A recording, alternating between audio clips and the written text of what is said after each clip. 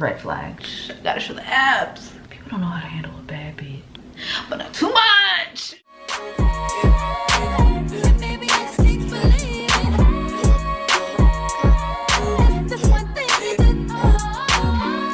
Hi, my name is Idalis Rideout. Welcome back to my channel. If you're new here, subscribe, become a writer today. Today we are having a get ready with me for a first date. But we're also going to be giving some advice today on what I wish I knew before I started dating, period. But also like specifically like woman love woman relationships, but like also just dating in general. What me 5 years ago wish I knew that I know now. So please get out your notebooks because it's a wild, wild west out here. First thing I'm going to use is this All Day Locks Braid Foam Control just to lay down my hair, and then we're going to lay down our edges. Okay, let's start with, definitely before you start dating, is to have some type of understanding of like what you want and what you're looking in a partner. Now, maybe you don't know, and that's okay. If it's like your first time dating someone or getting out into the scene, just like figure out what you want first and just like date people. I feel like that's always a good first step. But I think definitely like just putting yourself out there and having the confidence to know that you're just exploring. I should take that advice because the way I be jumping into these relationships, because I do. And you know what? I'm a relationship girl, and it's good to just know yourself. One big red flag that I feel like if you're dating someone and they don't have a support system, I feel like this has been also a raging theme. There's many raging themes in my dating experience that like I date people that don't have close friendships. I have a friend who I've known since like I was like 8 years old. I have friends like I've known for over 5 years plus. People who I met through school, through work, through like stuff like that I'm like close to, that I know I can call on and ask for support. And for me personally, and this is nothing on anybody who's looking for friends, who was trying to find a friend group, whatever, but I think people who cannot keep friends, or people who don't have close relationships with people who are like nearby them or who they talk to often, who they can lean on, I think it's a red flag, because if not, then they will then lean on you for things and you will be like their main support. And not saying if you're dating someone like you can't be, but I feel like I know that I give people a lot of emotional support, and that's another thing to note before you start dating, is know what you also bring to the table. I feel like I have a lot of emotional depth, in my opinion. I feel like I've worked on myself a lot in therapy. I'm not aware of everything, but I'm still a work in progress, but I feel like I have a lot of empathy and a lot of compassion for people, and I know that that is a huge strength, and not a lot of people have that. I need to put deodorant on. But knowing that someone you're dating or someone you're with has a support system is really important, because if you get into a relationship with this person, you do not want to be the sole person that they go to for every single thing, because you are one person. Like something that we mistake in relationships is that this one person has to be everything to you. No one can be everything for you. Like you need your friends, you need your family, you need your support system. It's just not fair. It's not equitable. You can't expect someone to do that. So I feel like definitely something that I've learned. If someone doesn't have like a close relationship, and I'm not saying and I mean like someone who they have not dated, someone that they maybe also don't just have like a working relationship with either, but someone that's like literally just their friend. It's important for people to have that. Seeing someone be able to be faithful and keep relationships friendship-wise for long periods of time is very important. It mirrors the relationship that you could potentially be in with them. Now, something that I definitely had to learn the hard way was a first date can tell a lot. Story time. One of my first queer relationships, our first date, they were like 2 hours late. Maybe not 2 hours, maybe I'm exaggerating, but at least an hour late. 2 hour. Don't judge me. This is a judgment-free zone. I know, it's bad. It was pretty bad. And I ended up still dating this person for a year. I know. Shh. We're gonna get to talking about our worth later in the video, so stay tuned for that. But I was like, no, it's fine. Like I was chilling. I was like, no. They can be late. Like, no. If someone is late to a date, you need to leave. Maybe like a 15-minute grace period, sure, but an hour? There's parts of me that like want to go back to that girl that was like sitting there and be like, girl, you need to leave. Like, this is a waste of your time. They're wasting your time now. I mean, I learned a lot from that relationship and I'm grateful for that relationship, but like red flag, red flag, red flag. I cannot stress enough. You have to pay attention to what also people are showing you when you meet them. There's that whole like let them theory, like definitely let them, and pay attention to what people are showing you, especially on the first date. But also, people do put up facades. And they lie. So foundation, I'm gonna use a Smashbox Halo Tinted Moisturizer. I'm just gonna use a little. And y'all can call me slow, dumb, whatever. It's okay, we all make mistakes. If someone is still friends with their exes, someone is living with their ex, please leave them alone. I beg, I beg. And that also goes back to my other point of like, if they don't have close friendships, if they only have friends that are their exes, if they're only close friends or people, oh my gosh, please, I beg. I don't want to talk trash, but I could never. To be friends with your ex is like, I think one of the biggest red flags. Just because to me, it says that you don't know how to let things go. It tells me that you have issues letting go of the past. I feel like a lot of people that still talk to their ex also have trouble with control because they want to still control the narrative of that relationship by being their friend and attempting to make it so the reality of it isn't what it actually is. There are situations where like that can be true, like especially if you have kids or like you have been together for like years on end. But if you really have no commitments to this person other than like you dated for like 6 months. The blush I'm using right now is the About Face blush in Cheek Free Shagged. So now I'm gonna set. I use the Milk Pore Eclipse Translucent Loose Setting Powder in Translucent Medium.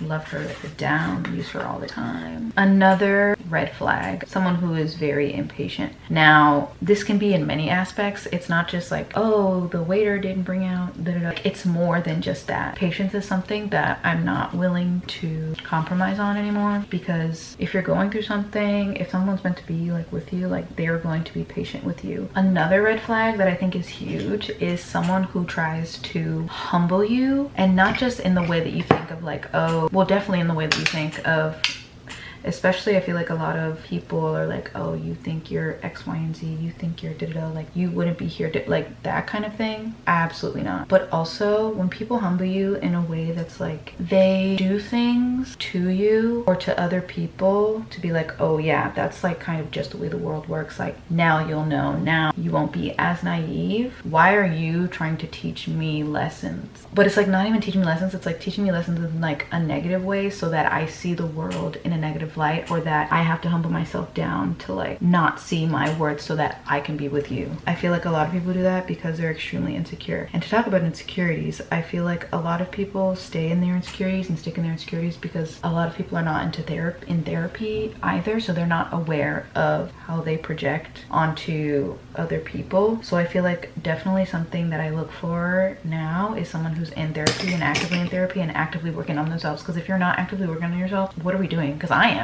In or out of therapy. Not saying like therapy is the end all be all, but I think someone who is aware of themselves and is working on more awareness in self, and who does the work in that way, whether it's reading books, whether it's journaling, and nurturing that part of themselves. I need there to be a growth mindset, not just financially, like all this other stuff. Like it needs to be mentally, it needs to be spiritually, it needs to be emotionally, because I feel like I know that I bring so much emotional stability. Yes, I'm gonna gas myself up, I don't care. I do. I know what I bring to the table, and it scares people, and people cannot match me in that way sometimes. And I'm tired of allowing my emotional stability to stabilize not just me, but this other person. I can't do it all for you. You have to work on yourself and what you need and your insecurities. Like I can't do it all for you.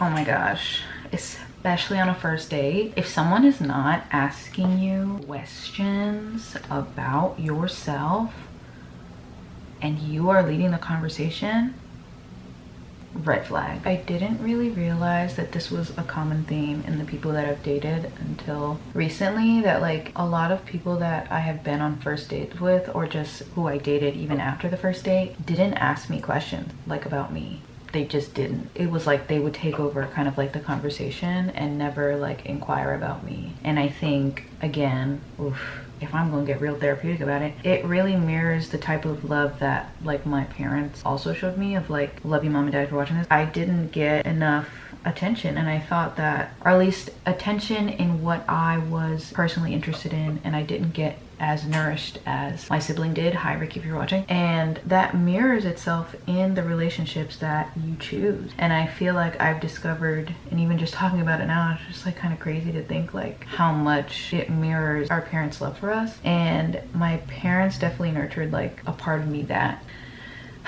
I used to play tennis for a long time, and they definitely nurtured that, but I did not actually like tennis, and I feel like they didn't nurture the things that like I actually liked. So when I get into these dating scenarios with people, it's like them being uninterested in me and what I have to say, or my perspective, or my dreams, my goals, my wishes, my anything, just getting to know me generally, especially on the first date. That mirrored how my parents showed love to me, because I feel like they also did not do that enough for me. I've seen it so many times in the relationships that I've been in that it's like, okay, like I can't do this anymore. And something that I have been practicing while dating is just like, I inquire about people, I ask people questions, of course, still, but like I allow there to be silence. I allow there to be silent, and I wait. I'm like, are they gonna ask about me? If they don't, like, it's clipped.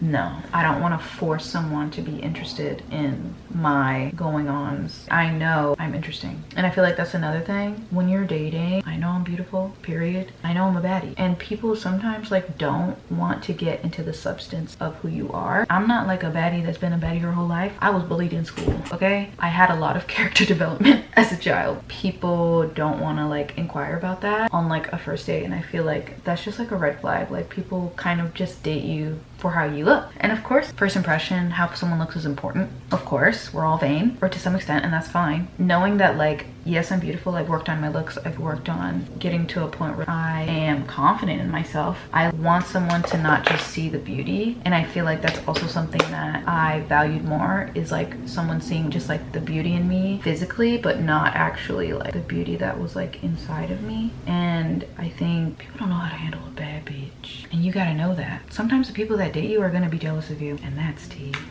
So also something that I think you should also consider when dating someone is how they live their lives and their lifestyle. Now for me, I know that I am a gym rat. I know that I love going to the gym, and I've dated people who do go to the gym, and I've dated people who don't go to the gym. And honestly, I cannot date a person that is not active physically in some way on their own time before me. Do you know what I mean? Being active is just a different kind of like mindset when it comes to like moving your body, and I feel like it's very important, and it's something that I want my partner to be actively doing. The way you push yourself in physical activity mirrors how you might push yourself in other ways in your life, in your relationships, to change, to switch, to maneuver so that you can get the best outcome. I haven't been physically active like my entire life, but both of my parents are very physically active, and there was a point in my life like when I was in New York and I was not being physically active, and I just was really sad and depressed, and the pandemic hit, and then I finally went to therapy and like started working out, and I realized like my missing piece was the physical activity, and I realized that it was something that has been ingrained in me since I was a child because my parents. I played tennis for like over 10 years. I was physically active all the time. And I think dating someone who also understands the importance of physical activity is really important. Before I get into like validation, I do really want to ask a question that I think is probably one of the most important questions when dating someone. And people, it might make you mad. This question I'm about to ask might make you mad. I'm not sorry, but you really gotta think about this. Using my Smashbox Photo Finish Endurance Gray. But the question is, would you trade lives with this person? Would you change lives with this person that you're dating, that you're seeing, that you're with? If the answer is no, think about it. And I'm not saying like this person has to be like the most richest person. This isn't just on like a monetary level. This is like also like a mental level, a physical level, an emotional level. Would you want that life? Does this person inspire you to be better in your own? You have to ask yourself like, is this person working towards a goal? Especially I feel like I've realized with working out, it's like I'm constantly working towards something. I need someone who is in a progress mindset of like, okay, how can I reach this goal or like get better? And like, I know we're human, you're perfect how you are love, you are, yes, I am enough as I am. However, I need someone who loves themselves enough to then be with me, who sees their own worth so that they can then see mine and act accordingly. Because I feel like I've been in relationships where I have had certain goals and had certain things that I wanted to do, like go to the gym or do this or X, Y, and Z, and my ex would take it as, oh, you don't want to spend time with me, or you're avoiding me, or they made it about them instead of being like, oh, she's doing this for her, just like I'm also doing this thing for me, so that we can come together and then be better for each other. Not everyone has that mindset. They don't. It's like, if you're not with them, then you're cheating, or you're doing X, Y, and Z, or you're whatever. And another thing, if someone is accusing you of cheating, please leave. Please, I beg. Red flag. But having someone who is active, having someone that does inspire you, I feel like it helps you to push towards your own goals. And then in turn, you can make goals together and grow together. I just sprayed the MacBook Plus off camera, but ooh. Flat. She flat. I feel like another thing, someone who promotes you to not only be a better person, but also to use your voice. I feel like a lot of people sometimes like want you to be quiet so that they can control you. And if you speak up in a relationship and someone doesn't like that, or you say something is wrong or whatever, or they try to gaslight you or quiet you, which is something you can definitely see in the beginning of the relationship, someone who doesn't listen or makes it about themselves, definitely something I wish I knew. A lot of people don't have the awareness to not make things about themselves, and to like know that like some things are separate. Maybe it's not about you, maybe it's just about me, and to not project that. Your relationship should be something that you confide in, and it can be hard to find that safety and to trust people. And I think something that I definitely look for, especially now, I guess like some green flags, is care. Someone who cares about you is going to care about how they make you feel and how their actions make you feel, and they will act accordingly so that you know that they care. Okay, so this is the finished makeup look. Let's put on our outfit. I'm gonna move you guys over. So this top is from Princess Polly. I definitely thrifted this. And then these shorts are Bershka, I think, Vans socks. And then these boots are from Charles and Keith. I definitely want to talk about is like self-worth and just like knowing what you want and what you're worthy of, because only you know that, and only you can make sure that other people are validating that. And something that I feel like I've learned last year and into this year that I've been taking with me is that no one can validate you but yourself. I know I'm beautiful, I know I'm smart, I know I'm caring, I know I'm giving, I know what I bring to the table, right? I know all of these things, so I know that I am worthy of someone who is honest, someone who's caring, who has intention, who has integrity, who's patient, who is loyal, who is creative, who is dedicated, who is disciplined. I know I am those things too, right? And I can give that to someone. When you come across people who you are dating, you want to make sure that these people are confirming those facts that you know about yourself. So the only thing that people can do is confirm, right? You have control over those validations. If there's someone in your life that you are saying that you are dating and who is making you feel like you're not smart, making you feel like you're crazy, you're not loyal, you're not any of those things, and they're not confirming those things that you already know about yourself, that's not someone that you want in your life. You know you best. And I feel like a lot of people in my life have tried to tell me who I am, and people are going to consistently do that to you, especially when you're confident, especially when you are a very passionate, loving, and giving person and you have a lot of light. Like, that's why you need to like protect yourself and protect your light. But it's like, if someone is not confirming these things that you know about yourself, please let them go. Like, that's like baseline, basic. Okay, but this is the outfit. I feel like it's really, I hope you can see me, but I feel like it's really cute, very comfortable. It's a little chilly outside, so I am gonna be wearing a jacket. Yeah, let's get into the scent. I want to do Valentino today, but which one? Ooh, do I want to do this? I think I want to do this. Before I show y'all, I'm gonna put this Valentino scent on, but I want to show y'all my stack. So when I get out of the shower, I put this Saltaire Saltwater Vanilla Nourishing Body Oil on my whole body. I mix that in with some lotion, put it everywhere. This smells so bomb. And then I do this Sol de Janeiro perfume mist fragrance in the pink bottle. Very, very good scent. Put that all over my body after the shower and everything. Now I'm gonna do the Valentino Oma. So these are my Daisy London hoops. Keep it simple and cute. Nothing too much for everything, you know. Gotta impress, but not too much. Gotta show the abs. but not too much. Bracelets as well. And then I think I'm actually gonna put this necklace. This is also from Daisy London. Love their jewelry. Very cute, very cute. I'm going to be wearing this coat from Rag, this little bomber jacket. We love her. And because it's gonna be a little chilly later, I'm also gonna bring this leather jacket that I thrifted, which is also pretty warm. We're also gonna do our Telfar bag in acid in the duffel. We are ready to go. So let's go. Maybe I'll do like a little montage at the end of like kind of the day. I'm not really gonna show y'all, but maybe a little bit. Thank y'all so much for watching. I'm gonna go on this first date and I will talk to y'all in the next one. Thank you so much for following along with my series of a Black Bisexual in Brooklyn. I really appreciate it. Y'all are amazing. And thank you for blowing, oh my god, thank you for blowing up my intro on Threads. That's crazy. If you're here from Threads, hi. If you made it this far, hello. Love y'all. Thank you so much for supporting and I will see y'all in the next video. Okay. Bye.